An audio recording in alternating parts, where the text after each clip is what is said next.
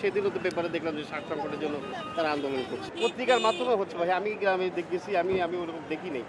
আমি যে যতটুকু জানি ওরকম যতটুকু প্রত্যাশা করে ওরকম ফসল হয় না। বিজ্ঞানের আধুনিকায়ন এবং বিশেষ করে মিডিয়ার কারণে কৃষকরা এখন অনেক হয়ে গেছে, আধুনিক হয়ে গেছে। তাদের ভিতর সেই সরলতাটা কাজ করে না। এখন তারা অনেক মানে বৈজ্ঞানিক নির্ভর হয়ে গেছে। এখন অন্য একদম টোটালি অন্যরকম হয়ে গেছে। বেশিরভাগ কৃষকই অলস, আমাদের দেশে কৃষকরা মূলত অলস, এই কারণেই তাদের এই দরিদ্রতা। আমার আব্বাও কৃষিকাজের সাথেই জড়িত। আমি মনে করি না যে খুব একটা ভালো আছে তারা। কল্পনা করে অনেক কিছু করা যায়, কল্পনা করে কবিতা লেখা যায়, উপন্যাস লেখা যায়, কিন্তু কল্পনা করে কৃষক কেমন আছে এটা বোঝা যায় না। আপনি ঢাকা ভার্সিটিতে রোকেয়া হলের সামনে বসে কল্পনা করে কৃষক কেমন আছে এটা অনেক চিন্তা করতে পারেন। আপনি যে কৃষক, ওই যে হাল বয়, ওর সাথে আপনি 1 মাস হাল দেন, তাহলে বুঝবেন যে কৃষক কেমন আছে।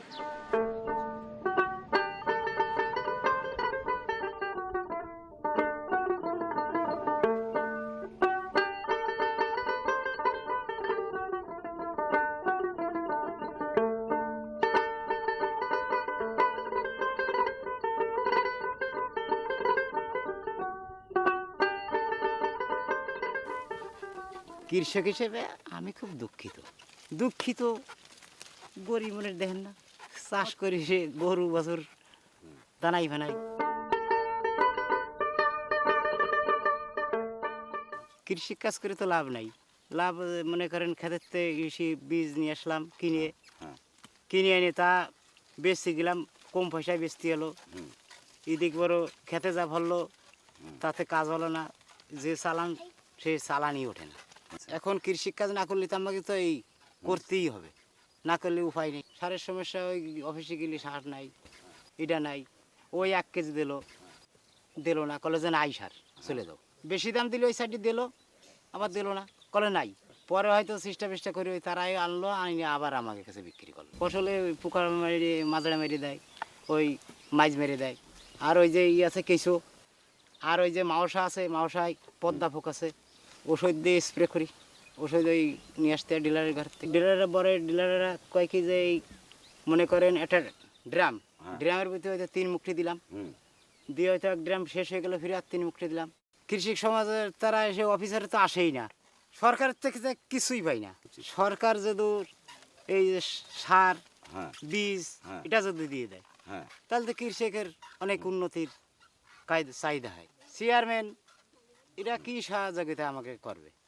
ভোট নেওয়ার দরকার হলে ভোটই।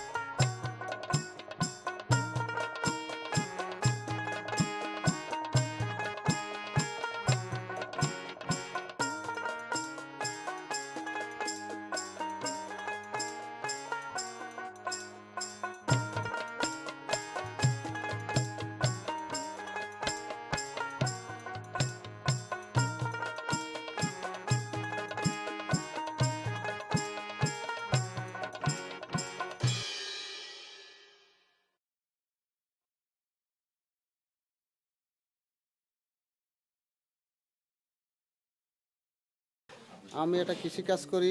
আমি ধরেন 7-8 পাখি জমি করতাম। এখন বর্তমান কিসের দাম বেশি, আমরা যে খেতে ফসল ফলাই ফসলটার দাম কম। এখন সারে দাম বেশি, তেলের দাম বেশি, সারে হলো ভেজাল। আপনার যে সার আগে দিছি 1 কেজি করে কানিতি, এখন 2 কেজি বললেও সে ধান ওঠে না। আমরা ক্ষতিগ্রস্ত। এখন বুই খেত সবই প্রায় ছেড়ে দিছি। এখন সীমিত আমাকে সংসারে যে খরচ, এই খরচের জন্য আমরা কিছু করতেছি। কিষানের মুখে হাসি আমি কোনোদিন দেখি নাই।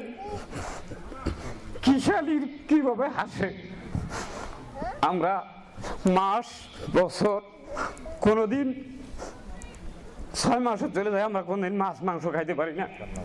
যে অর্থ আমরা আয় করি সেই অর্থ দিয়ে আমাদের সংসার চলে না। তো এখানে যে লেখছে এই যে আমাদের কৃষি আমাদের প্রাণ তো মারা গেছে এই কারণ যে যার 5 বিঘা জমি আছে সে কিন্তু জমির দ্বারা যায় না। 7,000-6,000 টাকা নগদ জমায় লাগাইয়া সেই টাকা দিয়ে ধান কিনা বাড়ি বসে খায়, কারণ পেরান মারা গেছে। গোস্ত তো খাইতে পারি না।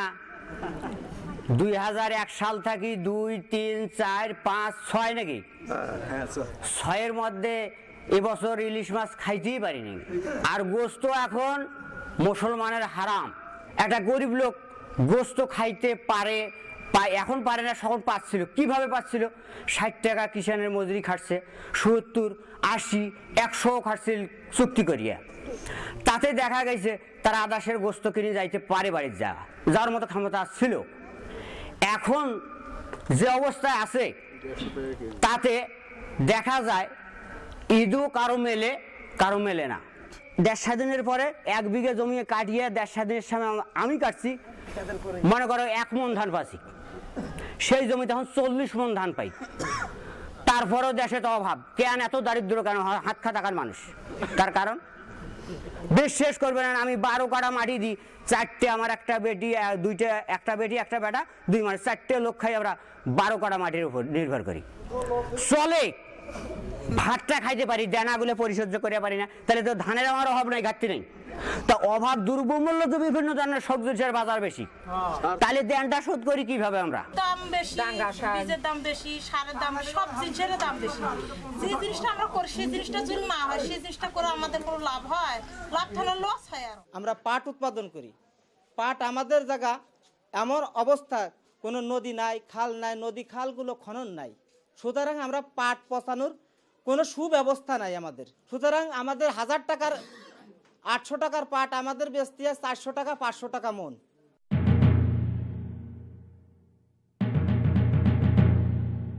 ওই সেই ফয়জার ক্লিনিং রয়ে গেলাম ওই ডিলারের কাছে, সে যে কি যে ব্যাপার, আমার কাছে সার নাই, চলে যাও ওই সিনেমা হলে রয়ে রে। হ্যাঁ ও ভাই সেটা গেছি আগে ওই যে অফিসাররা রয়েছে, অফিসারকে কাছে যান। গততে আমি সার কিনতে গেলাম, তা মাছকিলা দাদা বলতেছে যে মদন সার তো কিনতে যাচ্ছ, কিন্তু সারে দেখিও সারে ভেজাল বেড়াইছে। যে দাদা কেমন ভেজাল? তা কোথায় সার যখন দিবে, কোথায় সার একটু ডলিয়ে নিও। মুখ কোথায় দাদা এই ব্যাপার কি? কোথায় সারে আর কি খানসার মেশিন বার হয়েছে, ওইখানে আর কি সার ডুপ্লিকেট করা হয়। তা আমি বললাম ডুপ্লিকেটটা কেমন জিনিস? কোথায় ডুপ্লিকেট ধরা পাবে, সারটা আর কি ওই লাল বেলে হবে, কোথায় সাদা হবে না, ডলি দিবে, কোথায় লাল হবে। টিএসপি এলে মারি, পটাশ এখন মারলাম, পটাশ মারার পর আগা দিন পটাশ মারলাম, পরের দিন যা দেখি অর্ধেক পটাশ গলছে, অর্ধেক পটাশ গললো না। কেন? এখন পটাশ যখন কুড়ি নিয়ে হাতের ডলা দিন, তখন দেখি অর্ধেক ইটের গুঁড়ে। হ্যাঁ, বাপুক যা কষি যে বাবা এবার কান সারা, এবার আলু মনে হয় শুকাইছে তালু। সেই 2.5 বাকি জমিতে আমার 2 বস্তা সার লাগে, সেখানে বর্তমান সময় 4 বস্তা দিলেও কোনো কাজ হয় না।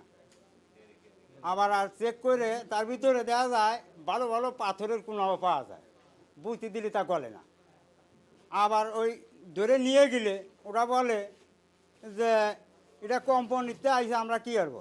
যে টিএসপি সার ব্যবহার করি জমিতে ফসল উৎপাদনের জন্য, সেই টিএসপি সারে দেখা যাচ্ছে কি ভেজাল। সারের ভিতর পাথরের কুচি এবং তাতে রং করে সেম কালার করে বাজারজাত করা এবং কৃষকদের হয়রানি করা এবং অধিক মূল্যে বিতরণ। পটাশ সারের কালার আমরা জানি অধিকাংশই লাল রং, তার ভিতর ইটের কুচি গুঁড়া করে ভেজাল দিয়ে কৃষকদের দেওয়া হচ্ছে, আর কৃষক মনের আনন্দে সেটা জমিতে প্রয়োগ করছে। লাস্টে দেখা যাচ্ছে আমি এত বীজ, এত সার, এত কীটনাশক ঔষধ ব্যবহার করলাম, কিন্তু আমার আশানুরূপ ফসল হলো না। বর্তমান তো সার হয়েছে দীপঙ্কর মার্কা সার, যে সার বুনলি তাতে ফসল হবে না, সেই সার বাজারজাত হচ্ছে। সেই বিষয়ে সরকার তো দারিদ্র বিমোচন করতে যাচ্ছে, আমার তো মনে হয় দারিদ্র উন্মোচন হচ্ছে। আমরা তো আসলে খুব ক্ষুদ্র দোকানদার, আমরা যেখান থেকে আমাদের মহাজনরা আছেন বড় বড় আমদানিকারক যেনারা বিক্রয় করেন, ওখান থেকে একটু সমস্যা হয়। অনেক সময় দেখা যায় যে দাম আজকে এখন কিনলাম, ওই দিন হঠাৎ 2 ঘন্টা পরে আবার চাহিদা বেড়ে গেল, তখন ওই যারা মহাজন আছে এরা আমাদের কাছ থেকে দাম বেশি না, আমরা ঠিক সেই হারে আমরা সারটা এনে কৃষকদের মাঝে মানে যেটা বিক্রয় উচিত অসামঞ্জস্য কিছু রেখে আমরা বিক্রয় করি। এক হাটেই 2-3 বার আপনার বাজার হাফ ডাউন হয়। এখন আমরা সঠিকভাবে যে সরকারের একটা নির্ধারিত যে রেটটা, আমরা এটা তো ক্ষুদ্র ব্যবসায়ী হিসাবে আমাদের এটা জানা নেই যে সরকারি অরিজিনাল রেটটা কত। আমরা সেদিক থেকে বুঝতে না পারার কারণে আমাকে যে টাকায় বাজার মূল্যে মহাজনরা চায় আমাদের সেই হারে আমাদের কিনে এনে বিক্রয় করতে হয়। এই ভেজাল সারটা অসাধু যে ব্যবসায়ীরা আছেন এনরাই ম্যাক্সিমাম ক্ষেত্রে অধিক মানে অল্পতে অধিক লাভের আশায় তারা এগুলো করেন। এখন সব ব্যবসায়ী তো আর এটা করেন না, আর সবখানে সবাই ভেজাল তৈরিও করেন না। ভেজাল ব্যবসায়ের জন্যই ভেজাল মহাজনও আছে। এখন ওই যেটা সেই সরকারি রেটেই বিক্রি হয়, এটা তো আসলে মূলত ডিলাররা করে না, ঠিক আছে? এটা আছে ডিলারদের যে ফিক্সড রেট আছে ওদের ওই রেটেই দিতে হয়, কিন্তু মূলত এটা আছে ব্যবসায়িক কারণেই আর কি এগুলো হয়। খুচরা যারা বিক্রেতা এরাই সারটা আছে মূলত অধিকাংশ বিভিন্ন কায়দায় তুলে ডিলারের মাধ্যমে লোক দিয়ে হোক মোটামুটি বিভিন্ন মানে ডিলার কিন্তু বৈধতাভাবেই দেয়। ডিলার যেভাবে দেয় সেটা মনে করেন এই লাইন দিয়ে সার দিচ্ছে, একটা খুচরা দোকানদার মনে করেন 10 জন দাঁড়াই দিল লাইনে, এখন আমি তো একজনকে একখানে দিচ্ছি বা 2খান নিয়ম থাকলে 2খানে দিচ্ছি, সে তো নিয়ে যাচ্ছে তার জমিতে দেওয়ার জন্য, কিন্তু সে যদি আর একটা খুচরা দোকানদারকে 5 টাকা বা 10 টাকা লাভে দিয়ে দেয়, এটা তো চেক দেওয়া যায় না।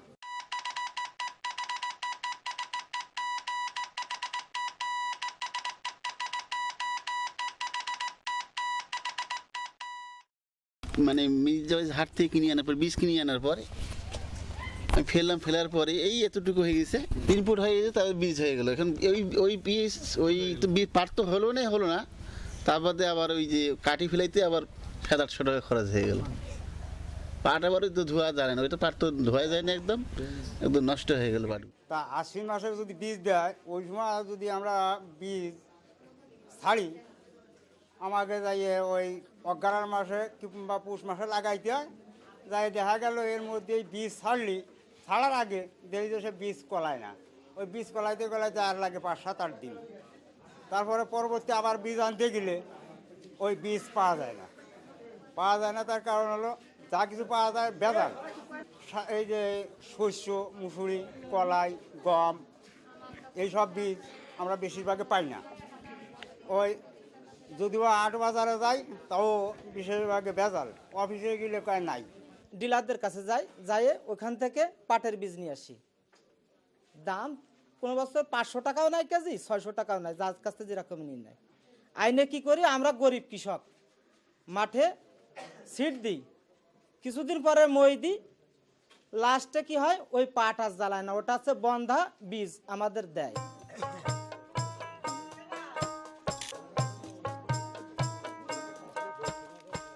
দেশি বীজ মানে আছে কম, আর বেশিরভাগই বীজ আছে ইন্ডিয়াতে আসে, হাইব্রিড না। হাইব্রিডও আসে, আমাদের লোকালে হাইব্রিড কম চলে। হাইব্রিড আসে, হাইব্রিড তো সব ইন্ডিয়ান বা জাপানের থেকে আসে, তারপর আপনার ইসের কোরিয়ার থেকে আসে, কিন্তু এ ধরনের মার খায়।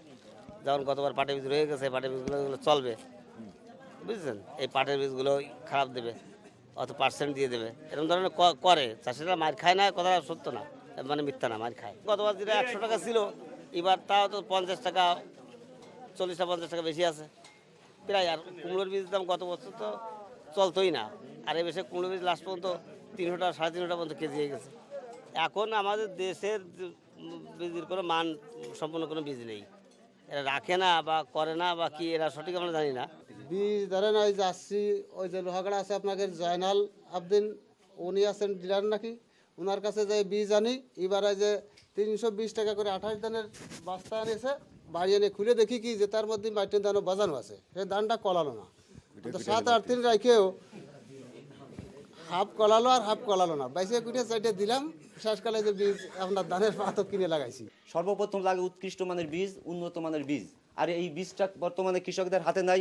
এটা হচ্ছে কিছু সংখ্যক ব্যক্তিবর্গের হাতে, কিছু কোম্পানির হাতে বা সরকারিভাবে তাদের হাতে। তারা যখন কৃষকদের বীজ দেবে তখন কৃষক পাবে, যখন দেবে না তখন তারা পাবে না। দেখা যাচ্ছে কৃষকের মৌসুম শেষ হয়ে যাচ্ছে, বীজ কোম্পানি তার গুদামে বীজ পচাচ্ছে, সময় মতন কৃষকের দিচ্ছে না, তারা চড়া দামে বিক্রি করতেছে, কৃষক সেই পয়সা দিয়ে বীজ কিনতে পারতেছে না, তারা অউন্নত মানের বীজ কিনে সেখানে জমিতে বপন করতেছে, ফলে উৎপাদন কমে যাচ্ছে, ফলন কমে যাচ্ছে, কৃষকরা নিঃস্ব হয়ে যাচ্ছে।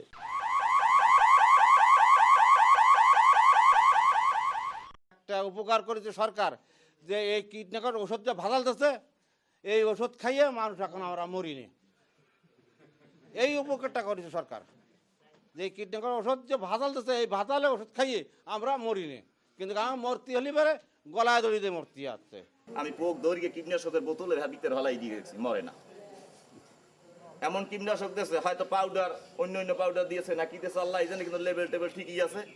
অথচ কিন্তু ওই পোক দৌড়িয়ে আমি ওই যে পানুরি যেটারে বলে, আমি এটা দৌড়িয়া দেখছি সুগাইয়া, পোক কিন্তু মারা যায় না।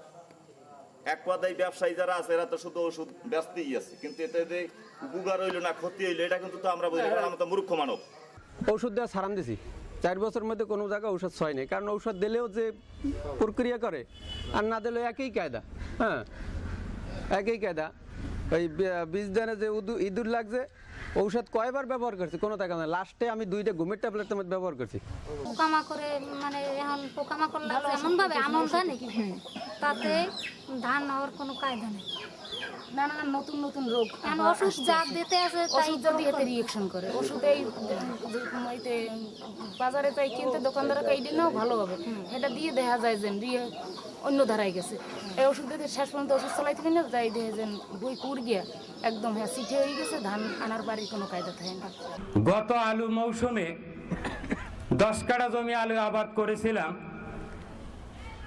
তা আমার আলু আবাদ করতে গিয়ে দেখলাম যে অন্য বছর যদি আমরা আলু আবাদ করি ছত্রাক ধরে, ছত্রাকের ঔষধ একবার জমিতে ইউজ করলে পরবর্তীতে আর দেওয়া লাগে না। আর আমি গতবারে দেখলাম 7 থেকে 10 বার স্প্রে করার পরও, 2 দিন 3 দিন পর স্প্রে করার পরও আলুর এই ছত্রাক পচন রোগ দমন করতে পারি নাই। শেষ পর্যন্ত আমার আলুর গাছ একটাও ছিল না, জমিতে সব পচে গেল। করল্লার আবাদ যারা করছে, আমি নিজেও করছিলাম একটু, আমি করল্লার গাছে টিকাইতে পারি নাই ছত্রাকের জ্বালায়। ঔষধ ডাইথেন দিছি, এই রেডুমিল গোল্ড দিছি, তারপরে নইন দিছি, অ্যাডমেটা দিছি, কত প্রকারের ঔষধ দিছি, তারপরেও এই করল্লার গাছের পচাড়ি রোধ করতে পারি নাই।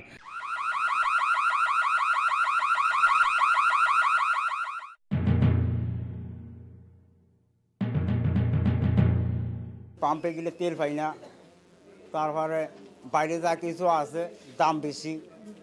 আগে 1 কেজি তেল কিনতাম হলো 14 টাকা, আর বর্তমানে কিনে এলো 38-37 ডিজেল। গেলাম ডিজেলের দ্বারে যাই আমাকে সেই এই পাম্পে গেলে আমি রেউরেতে নামতে পারি নাই। ওখানে তো চাষা সিলিন্ডার যে কেন 4 লিটার 1 লিটার মোবিল দিতে হবে। আমি 80 লিটারের বাই যদি ওই 4 লিটার প্রতি মোবিল আনি, তাহলে আবার কত মোবিলের দরকার? এতে যে কৃষক বাঁচবে বাংলাদেশের, কি করে বাঁচবে? সরকার এটা মারিয়ে ফেলা দিক চলে যাক, ওরাই 2 জন থাকুক। বাংলাদেশের প্রধান সম্পদ তো 2টে, আমলিকা বিএমপি। তাহলে স্টার্ট করেছি, তেল নাই, সালাই দূরে গেছি লক্ষ্মী ভাষা পাম্পে গেলে কাউকে 5 লিটার মিয়া তেল দিতে পারি, 1 লিটার মোবিল নিতে হবে। আমি করলাম 5 লিটারে আমি আনছি 6 লিটার তেলের দাম, তাতে আমি মোবিল দিতাম, আমি কি করবো? আমি চুরি করবো না মারবো?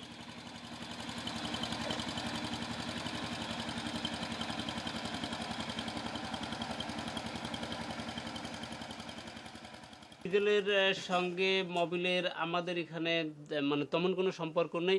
ডিজেল যে নেবে ডিজেল নিচ্ছে, কেরোসিন যে নেবে কেরোসিন নিচ্ছে, যার মোবিল প্রয়োজন হচ্ছে সে মোবিল নিচ্ছে। তবে আমাদের এই বাজারে বা আমাদের এখানে এরকম ধরনের আমরা অনিয়ম যে কৃষকের উপর চার্জ যে আপনাকে নিতেই হবে বাধ্য করি না। তাদের ইচ্ছা, আপনার কেরোসিন নিলেও ভালো, ডিজেল নিলেও ভালো, মোবিল নিলেও ভালো।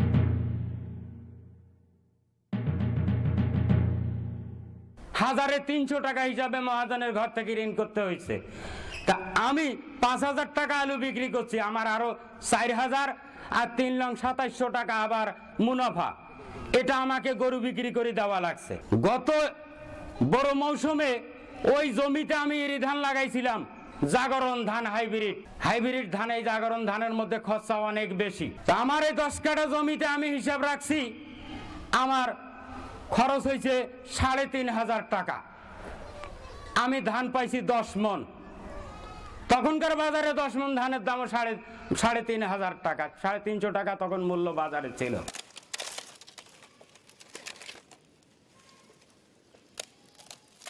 1100 টাকা খরচ করলাম, 2 বিঘা মাটির কাগজপাতি ঠিক করলাম।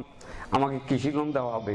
1 বছর হয়ে গেল আমাকে কোনো লোন দিল না, বললো তোমার অল্প জমি, তোমাকে 5,000 টাকা লোন দেওয়া যাবে। 1100 টাকা আমি খরচ করছি, ছবি তুললাম, কাগজপাতি খারিজ করলাম, সব কিছু করলাম, কিন্তু আমাকে এখন তো লোন দেওয়া হয় নাই। বলতেছে পরে দেবো, আবার আইসো। আমি 1 বছর ঘুরলাম, আমার কোনো কাজে আসলো না। ঋণের জন্য আমরা যদি ব্যাংকে যাই তাহলে ব্যাংকে টাকা দেয় না, ব্যাংকে টাকা দেবে জায়গা লাগবে, জায়গা সঠিক না বিধে হ্যাঁ পাই না। আবার গ্রামীণ ব্যাংকে টাকা উঠাবো আমরা ঠিক মতন কিস্তি দিতে পারবো না, খেলে বেড়াগো একটু মন্দ শোনা লাগে।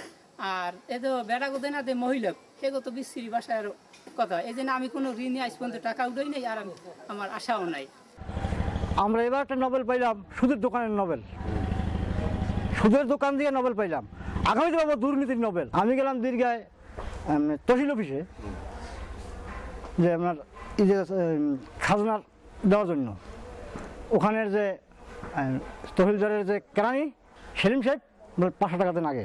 আমি কেন সেলিম তোমাকে 500 টাকা দেবো, 500 টাকা না দিলে বই খুলবো না, দুর্নীতি। দেখেন আমি থাকতো এখানে গেলাম ব্যাংকে, ব্যাংকে যাই দেখি কি এই যে কৃষকের যে টাকা কৃষি লোন সব হুন্ডির মাধ্যমে চলে। বড় বড় দোকানপাট ব্যবসায়ী তাদের মাধ্যমে হুন্ডি লোন আমরা পাইতেছি না। কৃষকদের বলা হয় যে কৃষকদের জন্য ঋণের ব্যবস্থা আছে, আসলে কৃষকদের জন্য কোনো ঋণের ব্যবস্থা নাই। ঋণের ব্যবস্থা আছে কাদের জন্য? কৃষকদের মধ্যে 2-1 কৃষক যারা আছে, যাদের ঋণের প্রয়োজন হয় না, তারাই কিন্তু হয়তো 2-1 পাতি পারে। যাদের পয়সা আছে তারাই পাতি পারে, কিন্তু যাদের পয়সা নাই, যাদের প্রকৃত ঋণের দরকার, তারা ঋণ পায় না। কেন পায় না? যে কারণ তাদের জমি নাই, জমি বন্ধকি না দিলে ঋণ পাওয়া যায় না।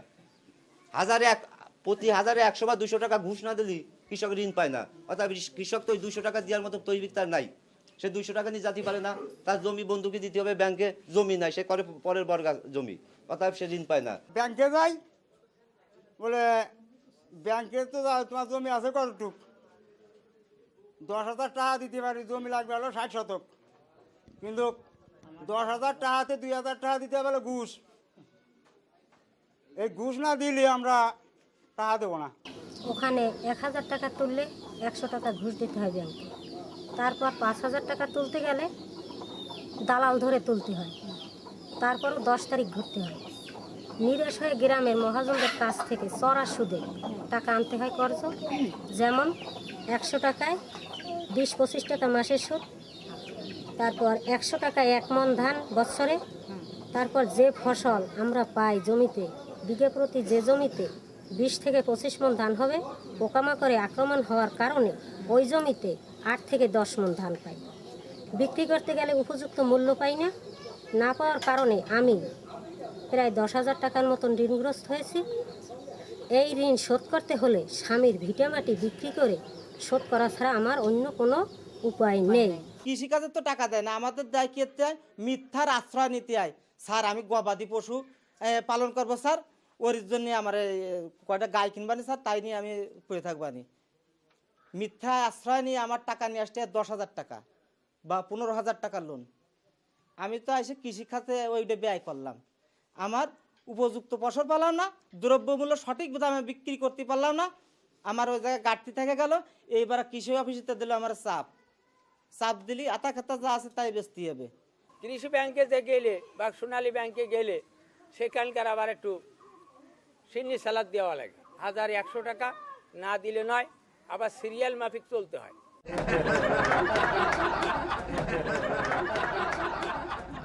কৃষি বিভাগের মাধ্যমে আমরা হাতের কাছে পাইতেছি একজন সুপারভাইজার। একটা ব্লকে তার কত একর জমি কার আছে কৃষি উপযোগী জমি, সেটা তার কাছে একটা নোট থাকার দরকার ছিল তাইলে সে সহযোগিতা করতে পারতো। সে আমাদেরই বেতন খায়, সে সবাইই বলতে পারতো যে এইভাবে আপনার এই জমিটা এই উপযোগী, এই চাষ করো, এরকম নোট আছে কিনা সুপারভাইজারের কাছে আছে। আর তারা বোঝে শুধু সরকারের বার্তা পৌঁছে দেওয়া। সেদিন আমি এক বিএসের কাছে গেছি, সেই বিএস কে বললাম যে ভাই আমি একটু ভুট্টা করতে চাই, সে একটু সাজেশন দিলে ভালো হয়। কথা হ্যাঁ সাজেশন নিয়ে যাও। তা আমাকে যে সার লিখে দিল তাতে তো আমার কৃষি ওই ভুট্টা করা আমার ওই পর্যন্তই শেষ। কৃষি অফিসে আমি ভুট্টা করে থেকে চলে আসছি, এত সার আমি দিতে পারবো না, ভুট্টাও করতে পারবো না। আর বিএজেরা এমন কার্যক্রম তাদের সরকারি টাকা নেয়, কৃষকের পাশে থাকে না। আসে ওই এলাকায় যদি প্রতাপশালী টাকাওয়ালা লোক থাকে, ধনশীলতা, তাদের বাড়িতে আসে, কিছুক্ষণ সময় কাটে, তাদের জায়গা মতো চলে যায়। সারে কাজ করে না, ওষুধের কাজ করে না, এই যে একটা পরামর্শ নিব যে কারো কাছ থেকে, এরকম একটা লোকও আমরা পাইনি। এরকম একটা কৃষি কোনো একটা কেন্দ্রও কোথাও নাই যে অনুকের কাছে যাইয়া ভাই আমার এই ধানটার এই যে এখন বর্তমান মোটা ধানে পোকায় নষ্ট হয়ে যেতেছে এবং যে ওষুধ দিতেছি স্প্রে দিয়া তাতে কোনো কাজ হয় না, এবং একজনের লোকের কাছ থেকে একটু পরামর্শ নিব যে ভাই আমি এই ওষুধটা দিতেছি, এটা তো কাজ করে না, কোনটা নিব? সেই পরামর্শ দেওয়ার মতো আমরা কাকে পাইও না, আর আমরা নিতেও পারতেছি না। এর জন্য আমরা থেকে হাজার হাজার বিঘার মতো যে মোটা ধান, তার থেকে আমরা সবাই বঞ্চিত হয়ে যাব। ইউনিয়নে যারা ব্লক সুপারভাইজার আছে তাদেরকে আমাদের ইউনিয়নের 10,000 লোক যদি একটা ইউনিয়নে থাকে, তারা 8,000 লোকই চেনে না। আমি একজন সচেতন ব্যক্তি হিসাবে আমি সুপারভাইজার, ব্লক সুপারভাইজারের এই 1 বছর হয় চিনি, এর আগে চিনতাম না। কোথার থেকে আসতো, কোথায় যাইতো জানি না। তারা সঠিক কোনো প্ল্যান প্রোগ্রাম কৃষকদের কাছে যায় না এবং দেয় না।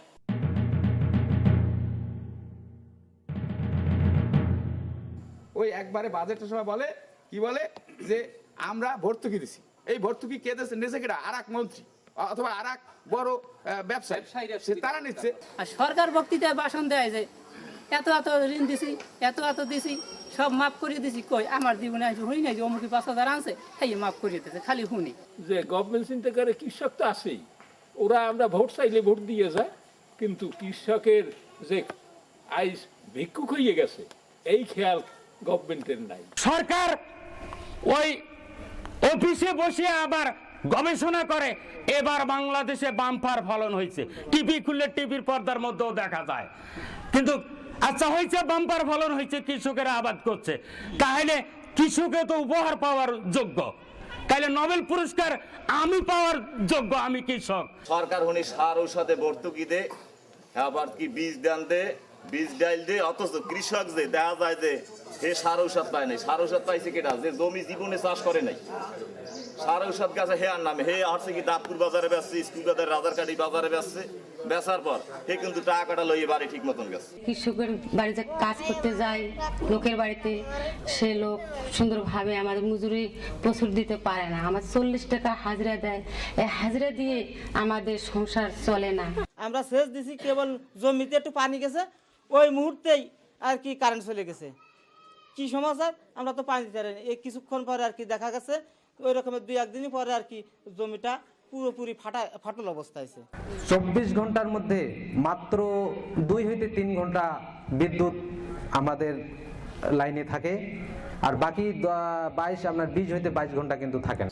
যত প্রকারের কাজ আছে মানে ছন বা নাড়া ওগুলো কাটি এবং আনি। মোট কি বলে না আমাদের এদিকে বলে কিন্তু নেই থই, ওটাও আমি নিজে থই। ঘর বাড়ি ছাওয়া সবই কিছু আমি করি, আমার সবই কিন্তু করতে হয়, দেয় অতি সত্যি কথা। এবং কৃষিক্ষেত্রে যে ধান পান সব কিছু লাগাই বা কাটি সব কিছুই আমি করি। এই কীটনাশকের কারণে কিন্তু আমাদের এই পানিতে বিষাক্তটা জন্মেছে। বিষাক্ত কারণে মাঠে পাড়া দেওয়ার মতো কোনো কায়দা থাকে না, পুরুষরা কাজে নামতে চায় না, যে ওই কাজ করবো না, ওর সেইতে ভ্যান চালাবো, যাইয়া ওই ইট বেলিয়েছে নাকি এইটা আনবো, কিন্তু ওই চুলকানির ভিতর নামবো না। সরকার বারবার ঘোষণা করছে দারিদ্র মোচন বলে 60 ভাগ গেছে, আমি কইছি 75 ভাগ ভাইটাইছে। আমি বলবো 75 ভাগ লোকের খাদ্য উঠে গেছে, খাবার না পালে দারিদ্র ফের করে থাকি, আর শান্তি তো হইল না। তখন দারিদ্র থাকলে দেখি হাত খাতা লোকে দয়, খাত খাতা লোকে থাকিল, ও তো অভাবে শেষ হইল না, তাহলে আমি দারিদ্র থাকিল না কি হইল? তো দারিদ্র মোচন এরা কোন জায়গাত করিল? যে কি টিভি এত কোটি টাকা উন্নয়ন, ওই 500 কোটি টাকা উন্নয়ন, মাছত 500 কোটি টাকা উন্নয়ন, জানা বাসে না বছর অন্তর একটা মাছ খাওয়ার পারে না। আর আমি শুনি যে 600 কোটি টাকা মাছ উন্নয়ন করা হইল। ওই যখন 60 টাকা করছে শেষ, তখন 60 টাকা কিসের? এলা বাবু 150 টাকা, ওই 60 50 এলার ফের আরো চ্যামটা হয়ে গেছে বড় বড় লোকেরা, হয় দে না হয় না দে। তাহলে এই গরিব লোকের দুঃখ দশাটা কে দেখে? এক আল্লাহ ছাড়া। ধানের পানি নাই, তো খালি নাই পানি পাইতে কলসে 200,000 মন, 500,000 মন, 600,000 মন। ওরা বিএসের আবাদ করছিল, ওরা দেখছে যে কয়শো মন ধান হয় ভূমিত, আনসুল গজে 600 মন ধান উৎপন্ন হয়েছে উত্তরবঙ্গ, তমুকটে হয়েছে, ওরা আবাদ করছে।